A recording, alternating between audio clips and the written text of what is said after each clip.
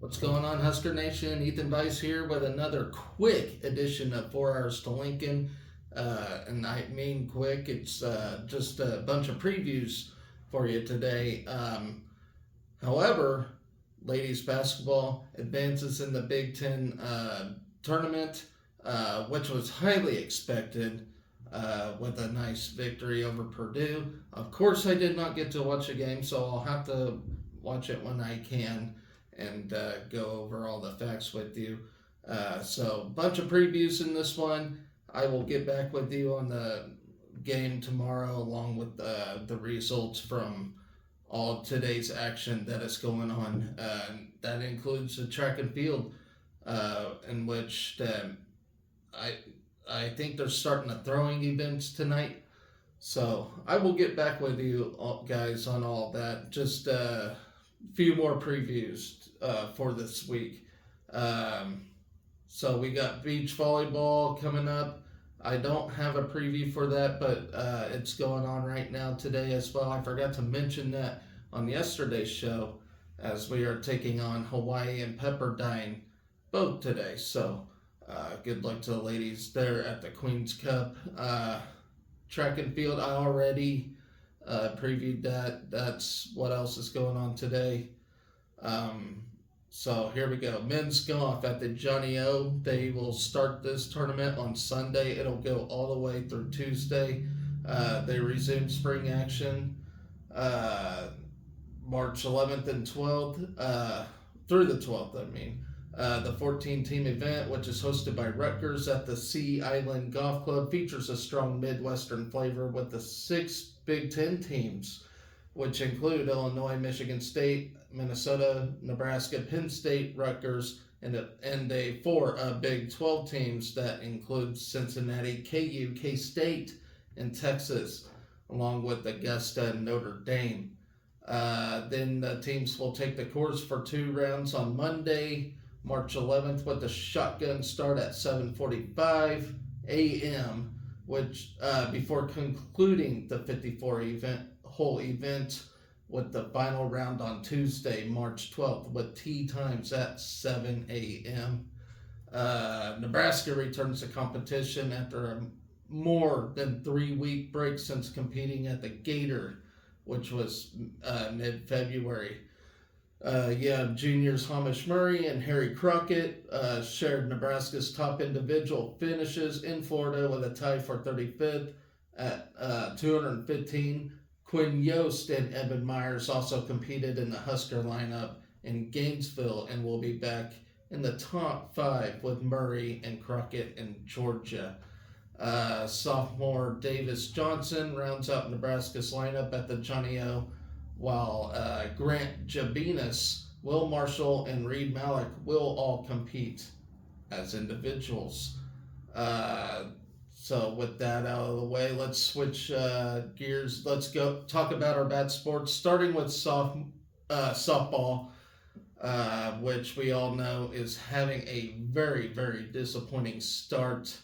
And they are heading to the Razorback, it's called the Razorback Rumble. They were supposed to start today. Game got canceled due to crappy weather. So they will play the remaining 4 games in this if the weather is allowing the team to do so. I know here the weather was really awful today. Let's see. They were scheduled, today. Just mentioned that. Okay, so the remainder of Nebraska's games at the Razorback Rumble will be played as scheduled.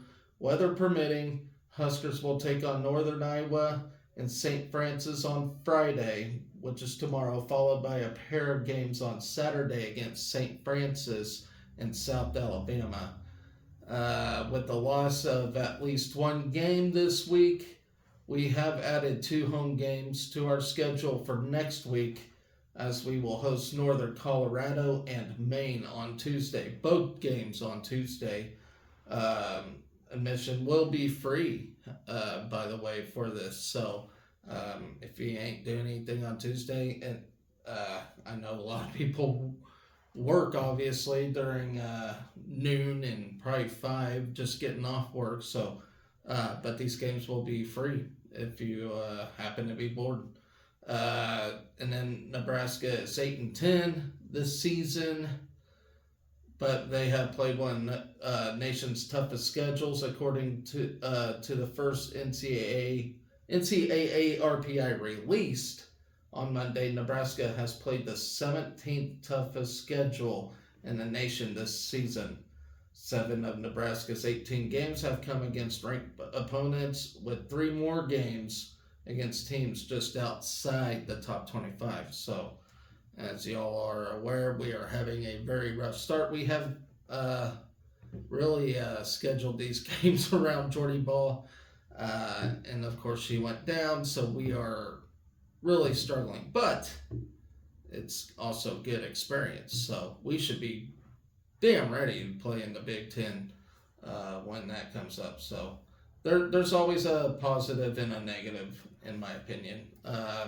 So switching gears to baseball, staying with the bat sports, we are playing South Alabama this weekend in a 3-game series.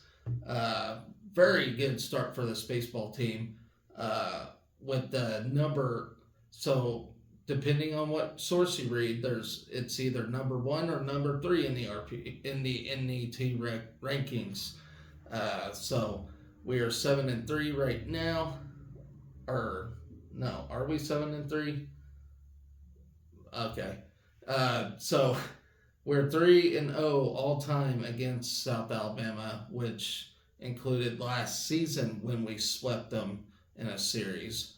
South Alabama's looking really good this year, even better, and they are going to prove to be another tough, difficult test for our baseball team. And, anytime you play a team that's from the South, they're going to get your hand, or, they're going to have your hands full with that team. I mean, Southern teams, West Coast teams, they're always going to be a mega handful. So yeah, like I mentioned, we're 3-0 all time in this series. We came away with a 5-4 win in the series opener before rolling past the Jaguars with victories of 15-3 and 9-3 in games 2 and 3 respectively. We are 48-6 in home openers since 1970. So that's a pretty good sign right there. Since the opening of Haymarket Park in 2002, the Huskers are 20-1 in home openers. The Big Red have won its last 4 home openers since falling to Cal Poly in 2018. And this is our best start since 2008. Our best 10-game start since 2008. As I mentioned, we are 7-3. At the moment, since going 8-2 in 2008, the Big Red have won 6 of its first 10 games in 6 seasons, never reaching the 7-win mark until this year. Additionally, the Huskers bring their best record for a home debut since the 2006 campaign. So our weekend rotation, we have 2 weekend starters. Since we had 2 weekend starters taken in the 2023 MLB draft, it's a new look weekend rotation for the Huskers this year. Junior Drew Christo takes the mound on Friday night after posting back-to-back quality starts at Grand Canyon and College of Charleston. He is 1-0 on the season with a 3.07 ERA and 8 strikeouts in 14.2 innings. Brett Sears is set to toe the rubber on Saturday afternoon. Sears is 1-0 in 3 starts, posting a 1.56 ERA and 21 strikeouts in 17 innings, while holding opponents to a 117 hitting clip. Freshman Ty Horn gets the nod for his first collegiate start on Sunday afternoon. The true freshman is 1-0 on the season with a save and a 1.35 ERA in 6 innings across the relief appearances. So we're looking to add to our the winning column this weekend as we take on South Alabama. So good luck to those men. All right, so let's switch now to gymnastics. We're going to start with the ladies first. The women's gymnastics team will welcome number 4 Florida, Eastern Michigan, and Lindenwood for the annual Emeritus Masters Classic on Saturday. Competition is set to start at 6 p.m. and it will be on Big Ten Plus for this one. Saturday will mark senior night for the Huskers, who will honor Clara Colombo, Martina Komen, and Kenzie Davis for their contributions to the program. Nebraska will also recognize women's gymnastics alumni before the meet begins. The Gators lead the series with Nebraska 26-10 all time, while the Big Red holds a 1-0 lead in the series with the Eagles and a 3-0 lead against the Lions.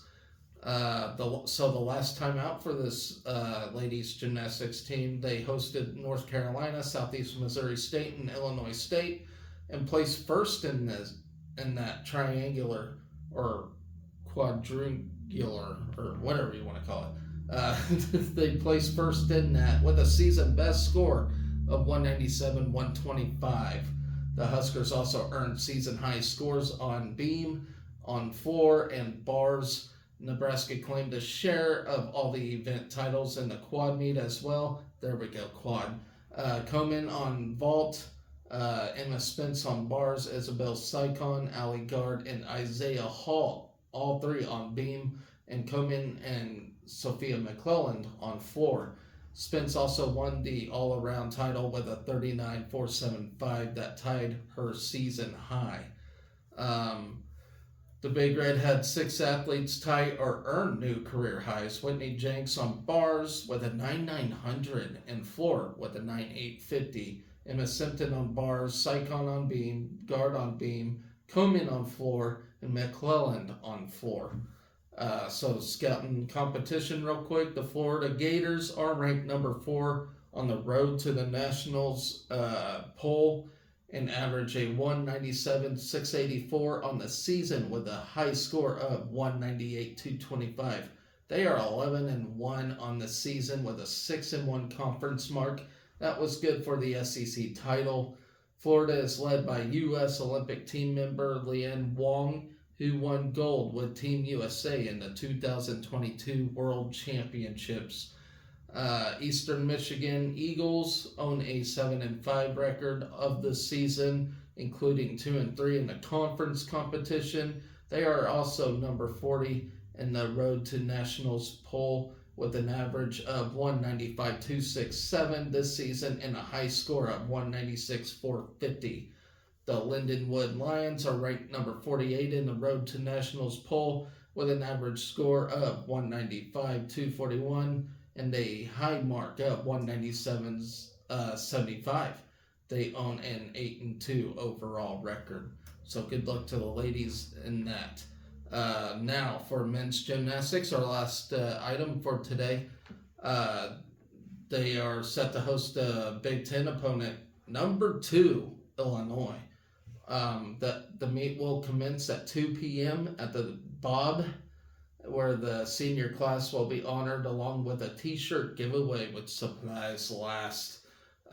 So the last time out for this men's gymnastics team, they took a second place finish in this past weekend's quad meet with California, Stanford, and Air Force, falling narrowly to Stanford in first, which was a final score of 408-150 to 410-850. The Huskers impressed after taking 2 event titles and setting 7 personal records. Then you have senior Cooper Giles, who pocketed the pommel horse title. That was good for a 14-20, and one of the Huskers captain Sam Phillips collected the all-around with an 80-20. Both seniors are individually ranked among top gymnasts in the country based on a 3-score average, with Giles in 8th position on pommel horse and Phillips in 5th overall in the all-around. Head of the meet, Nebraska highlights all the rankings in first place on vault and second in the nation on high bar. Based on a 3-score average, the Huskers also occupy 4th position on floor and pommel horse, 5th on rings, and 7th on parallel bars. Um, let's see.